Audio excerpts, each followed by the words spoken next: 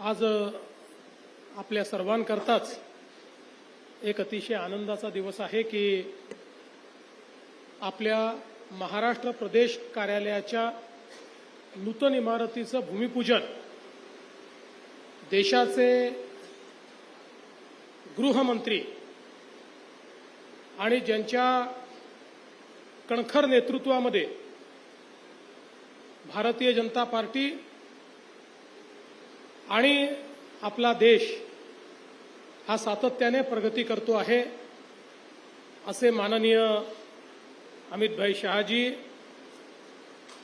आपले अध्यक्ष रवी चव्हाणजी, मुंबईचे अध्यक्ष अमित साटमजी, सन्माननीय चंद्रकांत दादा पाटील, चंद्रशेखरजी बावनकुळे, आशिषजी सेलार, पंकजाताई मुंडे, रावसाहेब पाटील दानवे, राहुलजी नार्वेकर, नारायणरावजी राणे, रामभाऊ शिंदे, मुरलीधरजी मोहोळ, राधाकृष्ण विखे पाटीलजी, गिरीश महाजनजी, अतुल सावेजी, मंगलप्रभात लोढाजी, जयकुमार गोरेजी, आकाश फुंडकरजी, अशोक उईकेजी, राजेश पांडेजी, माधवीताई नाईक, प्रवीण दरेकरजी, विक्रांत पाटीलजी, संजय सावकारेजी, ॲडव्होकेट उज्ज्वल निकमजी, मनोज कोटकजी, या ठिकाणी समोर बसलेले देखील सर्व भारतीय जनता पक्षाचे सन्माननीय पदाधिकारी कार्यकर्ते, अनेक आपले जुने कार्यकर्ते देखील या ठिकाणी उपस्थित आहेत.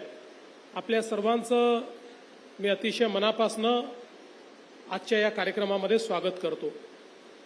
आत्ताच अध्यक्षांनी सांगितलं की ज्यावेळी माननीय आपले नेते नरेंद्रभाई मोदीजी यांच्या नेतृत्वात देशामध्ये आपलं सरकार आलं आणि त्यानंतर भारतीय जनता पक्षाची धुरा राष्ट्रीय अध्यक्ष म्हणून माननीय अमितभाई शहांनी घेतली, त्यावेळी आपल्या पक्षाने निर्णय केला की प्रत्येक जिल्ह्यामध्ये पक्षाचं एक कार्यालय असलं पाहिजे.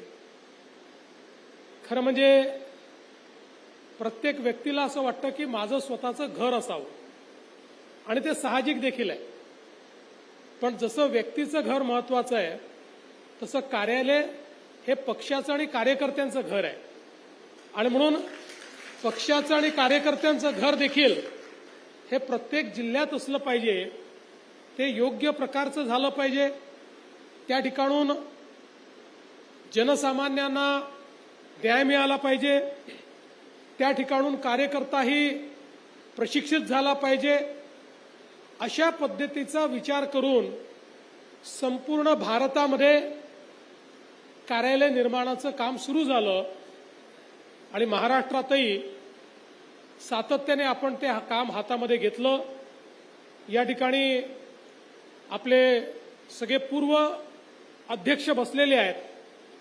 त्या सगळ्या अध्यक्षांच्या नेतृत्वामध्ये रावसाहेब पाटील दानवे असतील, चंद्रकांतदादा पाटील असतील, चंद्रशेखरजी बावनकुळे असतील, या सगळ्यांच्या नेतृत्वात महाराष्ट्रातल्या वेगवेगळ्या ठिकाणी आपण जागा घेतल्या, त्या ठिकाणचं बांधकाम सुरू केलं.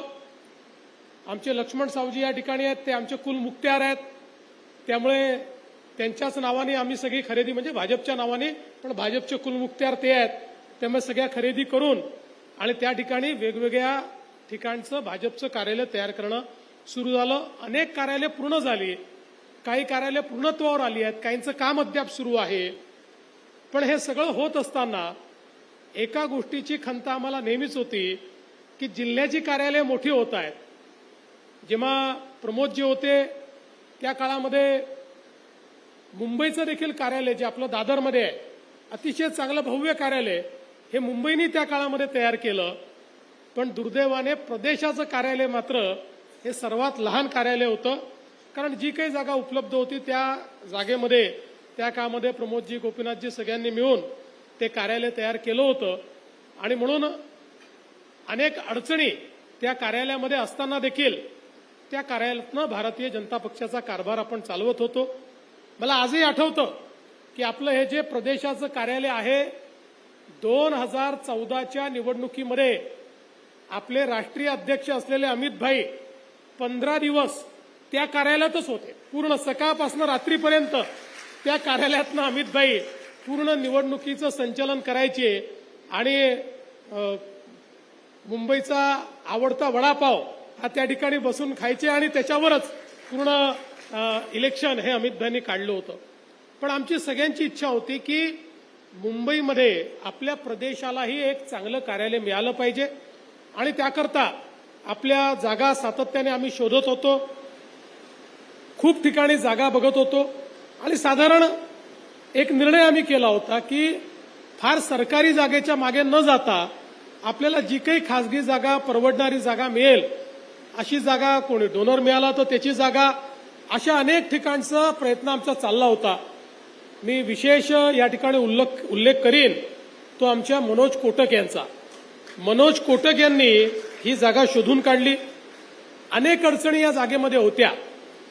एक एक अडचण आम्ही दूर केली आणि हळूहळू ही जागा आपण त्या ठिकाणी मिळवली. काही लोकांनी त्याच्यावरही प्रश्नचिन्ह उभं केलेलं आहे. त्यांना मी सांगतो, भारतीय जनता पार्टी काचेच्या घरात राहत नाही. हमारे ऊपर पत्थर फेकने का प्रयास मत करो. मला पहिल्या दिवशी माहिती होतं की आपण ज्या वेळेस कार्यालयाकरता जागा घेऊ, काही नतद्रष्ट लोक बसलेलेच आहेत, रोज ते प्रश्न विचारतील. त्यामुळे मी पहिल्या दिवशी मनोजला सांगितलं होतं, मनोज, सरकारी जागा नको, जी जागा आहे ती विकत घेऊ आणि विकत घेताना महानगरपालिकेचे सगळे नियम हे आपण पाळू. कारण इकडच्या सगळ्या जागा या लिस्टच्या जागा असतात, त्याची परमिशन घ्यावी लागते, पैसे भरावे लागतात. म्हटलं सगळ्या गोष्टी पूर्ण नियमाने, आपल्याला एकाही नियमात सूट नको, आपल्याला एकही शॉर्टकट नको, आपल्याला एकही कन्सेशन नको. जे काही एखाद्या सामान्य माणसानी किंवा एखाद्या बिल्डरनी देखील जर एखादा प्लॉट घेतला तर त्याला जे जे करावं लागेल ते सगळं भारतीय जनता पार्टी या ठिकाणी करेल. आणि आम्ही नीट सगळ्या परवानग्या घेत, सगळ्या प्रकारचे पब्लिक नोटिफिकेशन असेल, नोटिसेस पाठवणं असेल, जे जे करावं लागतं ही प्रत्येक गोष्ट करून भारतीय जनता पक्षाने स्वतःचे पैसे खर्च करून ही जागा विकत घेतलेली जागा आहे. त्यामुळे ज्या लोकांना जागा बळकवण्याची सवय आहे त्यांनी आम्हाला प्रश्न विचारू नये हे अतिशय स्पष्टपणे या ठिकाणी सांगतो. आणि आज मला आनंद आहे की याच्यावर हाफिज कॉन्ट्रॅक्टर यांच्यासारखा एक मुंबईतले जे अगदी आंतरराष्ट्रीय दर्जाचे प्रथित यश अशा प्रकारचे आर्किटेक्ट आहेत, त्यांना आम्ही विनंती केली की आम्हाला एक चांगली इमारत या ठिकाणी तयार करायची आहे. आणि इमारत करताना ही कुठल्या बिल्डरची इमारत नाही आहे किंवा ही कमर्शियल इमारत नाही आहे. ही अशी इमारत आम्हाला हवी आहे की सामान्यातल्या सामान्य माणसाला या ठिकाणी येण्याची इच्छा व्हावी. राज्यभरातल्या आमच्या कार्यकर्त्यांना ते आपलं हक्काचं घर वाटावं आणि सर्व प्रकारच्या फंक्शनल अशा प्रकारच्या गोष्टी आम्हाला या कार्यालयातनं करता याव्यात. या दृष्टीनं याचं डिझाईन तुम्ही तयार करा. मनोजनी स्वतः त्याच्यामध्ये चांगलं लक्ष घातलं, रवी चव्हाणांनी त्याच्यामध्ये लक्ष घातलं. सातत्याने या दोघांनी प्रयत्न करून एक अतिशय चांगलं डिझाईन त्याचं मान्य केलं. मला देखील त्यांनी दाखवलं, पण मी त्यांना सांगितलं की मला यातलं काही फारसं समजत नाही, त्यामुळे तुम्ही जे केलं ते मला मान्य आहे. कारण उद्या काही चुकलं तर त्यांच्या डोक्यावरच मारता येतं आपल्याला. त्यामुळे एक चांगलं अतिशय छान डिझाईन याचं हे आता तयार झालेलं आहे. त्याचं बांधकाम करून आमचा प्रयत्न आहे की पुढच्या 2 ते 2.5 वर्षामध्ये हे कार्यालय या ठिकाणी पूर्ण आपल्याला कार्यान्वित व्हावं या पद्धतीनं आपल्याला न्यायचं आहे. कुठलाही बडेजाव याच्यामध्ये नाही आहे. तर चांगलं कमीत कमी मेंटेनन्सचं पण चांगल्यातल्या चांगल्या फंक्शनॅलिटीचं कार्यालय या ठिकाणी आपण तयार करतो. आम्ही आवश्यकतेपेक्षा जास्त पार्किंग ठेवलेलं आहे. आम्ही हेही सांगितलं हाफिज कॉन्ट्रॅक्टर यांना की जे काही कॉर्पोरेशनचे नियम असतील त्यापेक्षा जास्त पार्किंग आम्हाला हवं आहे. आमच्या गाड्या बाहेर राहणार नाही, आम्ही कुठला नियम तोडणार नाही. त्यामुळे चांगलं पार्किंगची व्यवस्था त्याच्यामध्ये केली आहे. सगळ्या प्रकारच्या नियमांचं पालन करून आणि हेही मी सांगून देतो की आमच्याकडे याहीपेक्षा जास्त FSI असताना देखील तो पूर्ण न वापरता आम्ही जेवढं आवश्यक आहे तेवढाच FSI या ठिकाणी वापरून आणि अशा प्रकारची इमारत तयार करण्याचा निर्णय घेतलेला आहे. मला या गोष्टीचा विशेष आनंद आहे की ज्यांच्या नेतृत्वामध्ये या संपूर्ण भारतामध्ये भारतीय जनता पक्षाने आपलं स्वतःचं कार्यालय करायचा निर्धार केला ते अमितभाई शहा हे आज याचं भूमिपूजन करतायत. आम्ही त्यांना विनंती केली आणि अमितभाईंनी 1 मिनिटात आम्हाला होकार दिला आणि त्यांनी सांगितलं की मी निश्चितपणे या भूमिपूजनाकरता येईल आणि आज ते आले. खरं म्हणजे मी असं म्हणेन की हे जे कार्यालय आहे हे आपल्या सगळ्यांच्या स्वप्नातलं कार्यालय आहे आणि मंचासमोरच्या आणि मंचावरच्या सगळ्या लोकांचा सामूहिक प्रयत्न आहे की ज्या प्रयत्नातनं आज हे कार्यालय आपण साकारतो आहोत. अर्थातच आता हे बांधकाम करत असताना तुम्हाला कोणालाही आम्ही सोडणार नाहीये. तुम्हाला सगळ्यांना या कार्यालयाकरता जो काही समर्पण निधी आहे तो सगळ्यांना द्यायचाच आहे. तो जमाही आपल्याला करायचा आहे. त्याच्यामुळे आपापल्या परीनं आपल्याला जे योग्य वाटतं तो समर्पण निधी जास्तीत जास्त हा सगळ्या कार्यकर्त्यांनी या कार्यालयाच्या बांधकामाकरता द्यावा अशा प्रकारचं आव्हान आपल्याला करतो. आणि पुन्हा एकदा माननीय अमितभाईंचं अतिशय मनापासनं या ठिकाणी स्वागत करतो. त्यांचे आभार मानतो.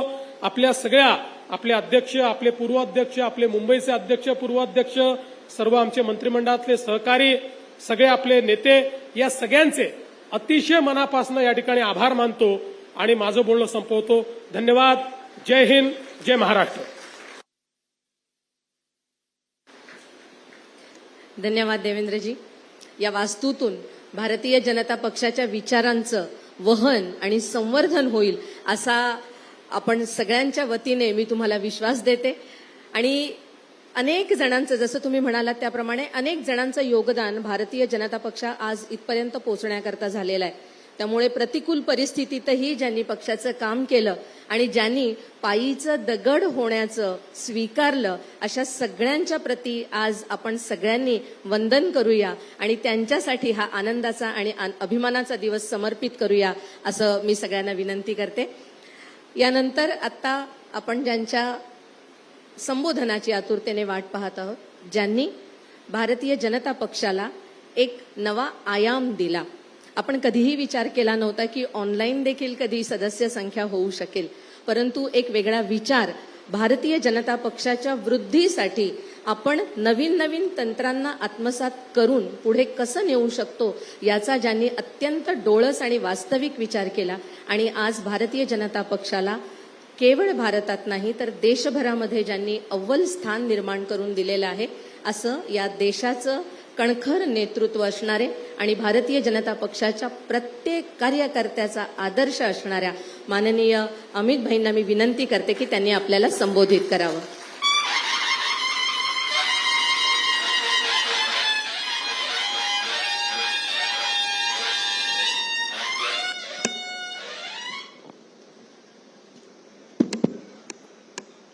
मेरे साथ बोलिए, भारत माता की. मंच पर उपस्थित महाराष्ट्र प्रदेश भारतीय जनता पार्टी के अध्यक्ष महोदय, महाराष्ट्र के यशस्वी और लोकप्रिय मुख्यमंत्री श्रीमान देवेंद्र फडणवीस जी, मंच पर बैठे हुए महाराष्ट्र और मुंबई भारतीय जनता पार्टी के पूर्व अध्यक्ष, राज्य सरकार के वरिष्ठ मंत्रीगण, उपस्थित सभी प्रमुख कार्यकर्ता, आप सभी को मनपूर्वक मैं प्रणाम करना चाहता हूं.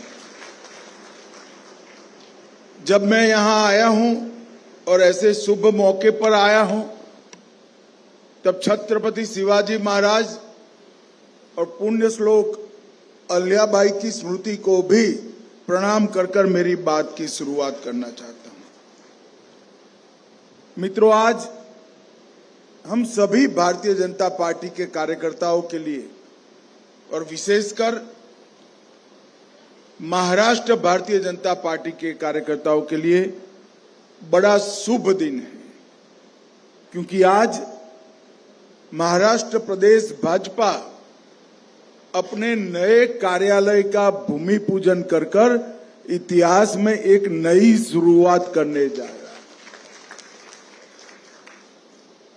जब से हमारी पार्टी की स्थापना हुई तब से 1950 से लेकर 2025 तक भारतीय जनता पार्टी के हर छोटे मोटे कार्यकर्ता से लेकर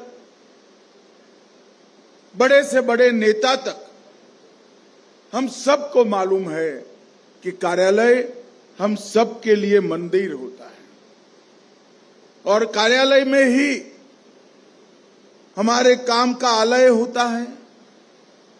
कार्यालय में ही हमारे पार्टी के सिद्धांत संरक्षित और संवर्धित होते हैं। कार्यालय में ही एक शुभेच्छक को कार्यकर्ता बनने की कॉलेज चलती है। कार्यालय में ही हमारे कार्यकर्ता का प्रैक्टिकल प्रशिक्षण होता है। बाकी सारे पार्टियों के लिए कार्यालय एक ऑफिस हो सकता है, परंतु भारतीय जनता पार्टी के कार्यकर्ताओं के लिए कार्यालय मंदिर से जरा भी कम नहीं। हमने हमेशा जब से जनसंघ की स्थापना हुई तब से लेकर आज तक संगठन के आधार पर राजनीतिक पार्टी चलाने के विचार को स्वीकार किया। हमने हमेशा सिद्धांत के आधार पर हमारी नीतियों को गढ़ा है और हमने हमेशा भारत और भारत के लोगों के हित के लिए कड़े से कड़े संघर्ष भी किए। ये तीनों उद्देश्य परिपूर्ति जहां पर होती है उसका नाम है भारतीय जनता पार्टी का कार्यालय। और मैं प्रदेश अध्यक्ष जी, देवेंद्र जी, सभी पूर्व अध्यक्ष और महाराष्ट्र भर के सभी कार्यकर्ताओं को मनपूर्वक साधुवाद देना चाहता हूं, क्योंकि अब महाराष्ट्र में बीजेपी पार्टी, भाजपा, ये किसी बैसाखी के आधार पर नहीं चलती, अपने बूते पर खड़ी। भारत की राजनीति में जिस तरह से भारतीय जनता पार्टी का अस्तित्व और भारतीय जनता पार्टी के सिद्धांत एक अमिट स्थान रखते हैं, उसी तरह से अब महाराष्ट्र में भी भारतीय जनता पार्टी महाराष्ट्र के राजनीतिक क्षेत्र के एक मजबूत हस्ताक्षर है, इसमें कोई ना नहीं बोल सकता।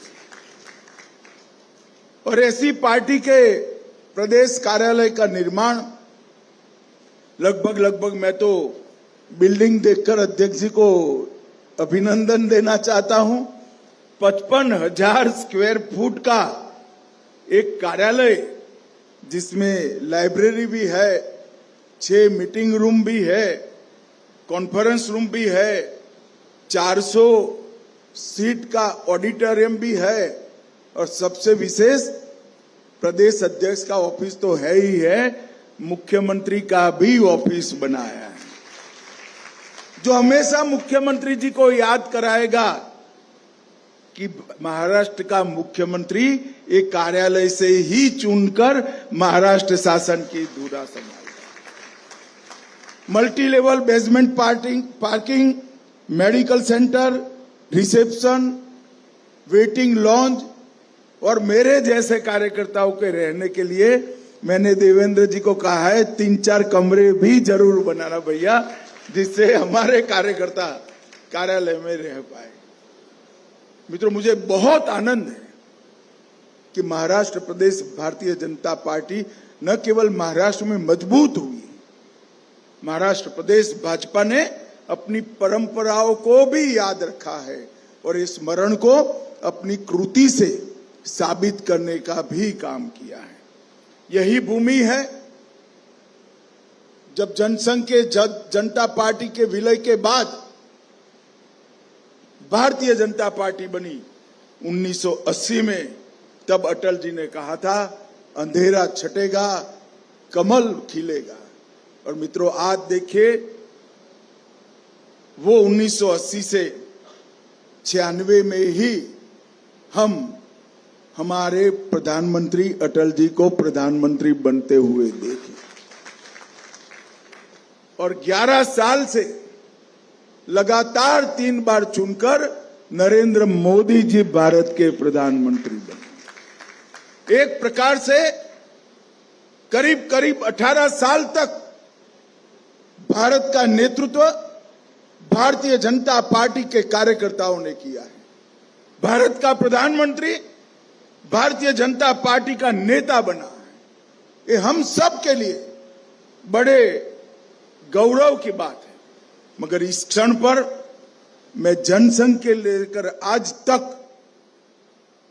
जो इन कार्यकर्ताओं ने एक कठिन पथ को पार करने का काम किया, जिन नेताओं ने जबरदस्त अभाव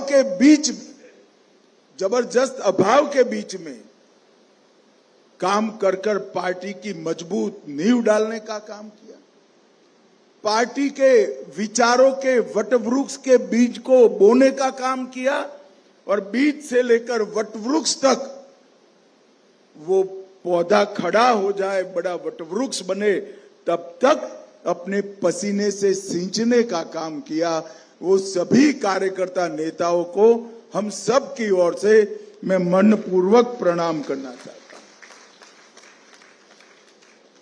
मित्रों, भारतीय जनता पार्टी, मुझे भी पार्टी का अध्यक्ष बनने का मौका मिला है। आज मीडिया के लोग यहां बैठे हैं, मैं उनको बताना चाहता हूं कि भारत में एकमात्र राजनीतिक दल ऐसा है जिसका नाम भारतीय जनता पार्टी है, जहां बूथ का अध्यक्ष पार्टी का राष्ट्रीय अध्यक्ष बन सकता है। और मैं उसका उदाहरण हूं। 1981 में मेरी भारतीय जनता पार्टी की यात्रा एक बूथ के अध्यक्ष से हुई थी और ये पार्टी ने मुझे ये महान पार्टी का राष्ट्रीय अध्यक्ष बनने का मौका दिया था। यही बताता है कि हमारी पार्टी परिवारवाद के आधार पर नहीं चलती। हमारी पार्टी लोकतांत्रिक मूल्यों के आधार पर जो परिश्रम करता है, पार्टी के सिद्धांतों पर आगे बढ़ता है, जिसके अंदर परफॉर्मेंस करने की ताकत है, वो ही इस पार्टी में बड़ा नेता बन सकता है मित्रों। और हमने ये सिद्ध कर रख दिया कि परिवारवादी पार्टियों की पॉलिटिक्स इस देश में नहीं चलेगी। पॉलिटिक्स ऑफ परफॉर्मेंस ही देश का नेतृत्व आगे संभालेंगे। और मोदी जी इसका उत्कृष्ट उदाहरण है। एक गरीब चाय वाले के घर में पैदा हुआ गरीब बालक अपने त्याग, समर्पण, सेवा और देशभक्ति के आधार पर इस देश का प्रधानमंत्री बनता है और 3 बार प्रधानमंत्री बनने का सौभाग्य मिलता है। यही बताता है कि लोकतांत्रिक पार्टी में हमारा विश्वास कितना दृढ़ है। और मेरा स्पष्ट मानना है, जो पार्टियां अपने आंतरिक कामकाज के अंदर लोकतंत्र को बहाल नहीं कर सकती, वो पार्टियां देश के लोकतंत्र का कभी रक्षा नहीं कर सकती, कभी रक्षा नहीं कर सकती। और परिवारवादी पार्टियों के लिए ये बहुत बड़ा मैसेज है। मित्रों, आज महाराष्ट्र भारतीय जनता पार्टी अपने नूतन कार्यालय का भूमि पूजन कर रही, उस वक्त जो बचा कुछा काम बाकी है जिला मुख्यालयों का, मेरा अध्यक्ष जी और देवेंद्र जी से अनुरोध है कि 2026 दिसंबर तय कर लो, महाराष्ट्र के 100% जिलों में भारतीय जनता पार्टी का कार्यालय बनाना चाहिए।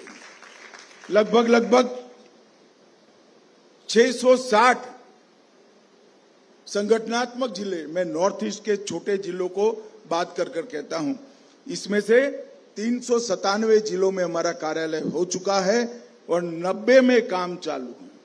तो लगभग देश भी 100% की दिशा में आगे बढ़ रहा है। मित्रों, यही पार्टी श्यामा प्रसाद मुखर्जी, दीनदयाल उपाध्याय जी और अनेक ऐसे बड़े वरिष्ठ नेता जिन्होंने जीवन का क्षण क्षण और शरीर का कण कण पार्टी के सिद्धांत और भारत माता की सेवाओं में लगाया। इन्हीं के पुण्य का फल है कि आज पंचायत से लेकर पार्लियामेंट तक भारतीय जनता पार्टी पूरे देश में फैली। देवेंद्र जी ने 2015 के चुनाव की याद दिलाई। मैं पार्टी का अध्यक्ष बना था और चुनाव आया था।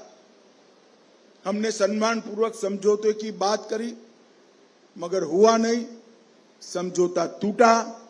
हम बहुत लंबे समय के बाद स्वतंत्र रूप से लड़े और महाराष्ट्र को पहला भारतीय जनता पार्टी का मुख्यमंत्री मिला। और फिर लगातार 3 बार हम देवेंद्र जी के नेतृत्व में एनडीए महाराष्ट्र के अंदर विजयी हुआ है। और देवेंद्र जी आज फिर से एक बार मुख्यमंत्री बनकर हमारे सामने। मित्रों, महाराष्ट्र में भी डबल इंजन सरकार हो गई है। आप सभी को उससे संतोष होगा, मगर मुझे इससे संतोष नहीं है। डबल इंजन सरकार नहीं चाहिए, ट्रिपल इंजन सरकार चाहिए। तहसील पंचायत, जिला पंचायत, म्युनिसिपैलिटी और म्युनिसिपल कॉरपोरेशन मैं भारतीय जनता पार्टी के कार्यकर्ताओं का आह्वान करना चाहता हूं कि इतने दमखम के साथ लड़िए कि विरोधियों का सुपड़ा साफ हो जाए। दूरबीन लेकर कहीं पर वो दिखाई न पड़े, इतने प्रचंड आवेग और परिश्रम के साथ इस चुनाव को हमने लड़ना भी है और जीतना भी। देश की जनता भारतीय जनता पार्टी के स्वागत के लिए तैयार है। यही बताता है, यही महाराष्ट्र में हम 2014 में 4थे नंबर की पार्टी हुआ करते थे और आज महाराष्ट्र में हम पहले नंबर की पार्टी बनकर हो गए। और ये स्थिति देश भर की, क्योंकि हम जब सत्ता में आए, पूर्ण बहुमत के साथ हमारी सरकार बनी। पंडित दीनदयाल उपाध्याय जी के अंत्योदय के सिद्धांत को हमने जमीन पर उतारा। हमने इस देश के 60 करोड़ गरीबों के लिए घर में बिजली, गैस का सिलेंडर, शौचालय, पीने का पानी, प्रति व्यक्ति 5 किलो मुफ्त अनाज, हर व्यक्ति को 5 लाख तक की मेडिकल की सुविधाएं, न जाने कितने उपहार देकर गरीबों का जीवन हमने दुष्कर था उसको सुलभ बनाने का काम किया है। देश का अर्थतंत्र 11वें नंबर था, हम 4थे नंबर पर लेकर आए, देश को समृद्ध किया है। और मित्रों, देश को सुरक्षित करने का काम भी भारतीय जनता पार्टी के नेता नरेंद्र मोदी के नेतृत्व। देश पर जितने भी बड़े आतंकवादी हमले हुए, करने वाले और कराने वाले दोनों को दंडित करने का काम भारत के सीमा की सुरक्षा करने वाले जवानों ने। और इसका बहुत रिसेंट नजदीक के भूतकाल का उदाहरण है ऑपरेशन सिंदूर। पहलगांव में हमारे निर्दोष यात्रियों को धर्म पूछकर मारा था। हमने धर्म पूछे बगैर जहां वो छिपे थे वहां जाकर पाकिस्तान के घर में घुसकर सफाया किया। और ऑपरेशन महादेव ने वो कांड करने वालों को भी उनकी गति की ओर आगे बढ़ाया।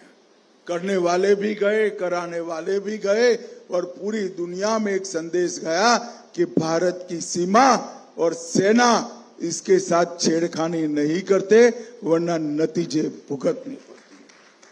मित्रों, कई सारे नए विकास के आयाम मोदी जी ने गढ़े हैं। मैं तो आश्चर्यचकित हूं। आज ही हमारी दरियाई व्यापार की पूरे दुनिया भर के सभी सेक्टर की एक बहुत बड़ी समिट की शुरुआत हुई। सिर्फ हमारे पोर्ट और पोर्ट से संलग्न सारी इंडस्ट्री का जो विकास हुआ है वो देखते हैं तो भी आंखें चकाचौंध हो जाती है। परंतु इसके साथ साथ हम विचारधारा के आधार पर चलने वाले पार्टी, सांस्कृतिक राष्ट्रवाद के आधार पर हम देश को आगे बढ़ाने का प्रण लेकर चले हुए लोग हैं। हमारे कई वादे 1950 से थे। हम 1950 से मानते थे कि अयोध्या में जहां राम भगवान का जन्म हुआ था वहां भव्य राम मंदिर बनना चाहिए। और मित्रों, वो काम भी नरेंद्र मोदी सरकार ने 2019 में पूरा किया। हम मानते थे कि धारा 370 देश की एकता और अखंडता के खिलाफ एक चैलेंज है। आतंकवादियों का वैचारिक पोषण करने के लिए ही धारा 370 हमेशा प्रेरित रहती है। वो धारा 370 को भी खत्म कर दिया। मित्रों, सीए भी लाए, ट्रिपल तलाक भी समाप्त हो गया और कुछ राज्यों ने कॉमन सिविल कोड की शुरुआत भी कर रही है। हमारे सारे वैचारिक मुद्दे मोदी जी के नेतृत्व में इस 11 साल में हमें समाप्त करें। अब आगे हमारे सामने लक्ष्य है कि 2047 में एक आत्मनिर्भर और पूर्ण विकसित भारत की रचना करना। ऐसा भारत जो आजादी की जब शताब्दी मनाई जाए तब पूरे विश्व के अंदर हर क्षेत्र में भारत सर्वप्रथम हो, ऐसा भारत का निर्माण करने के लिए आगे बढ़ना है। हमारे पुरखों ने ये पार्टी यहां पर लाकर हमें सौंपी है। हमारी जिम्मेदारी है कि आने वाली पीढ़ियां भी सिद्धांत के आधार पर राजनीति करने वाली हो। इसकी निर्मित करने की, वो पीढ़ियों की निर्मित करने की जिम्मेदारी हमारी है। और मैं मानता हूं आज जिस कार्यालय का भूमि पूजन हुआ है वो महाराष्ट्र प्रदेश भारतीय जनता पार्टी का नया कार्यालय आने वाली पीढ़ियों तक, आने वाली कई पीढ़ियों तक देश की आजादी की शताब्दी तक ऐसे ही देव दुर्लभ कार्यकर्ताओं का सृजन करती रहेगी। इसका मुझे विश्वास है। मंच पर बैठे हुए पूरा नेतृत्व और हमारे सामने बैठे हुए प्रतीकात्मक रूप से बैठे हुए लाखों कार्यकर्ताओं के प्रतिनिधि को मन पूर्वक मैं बधाई देता हूं, अभिनंदन देना चाहता हूं और आप सभी को प्रणाम कर मेरी वाणी को विराम देता हूं। वंदे मातरम।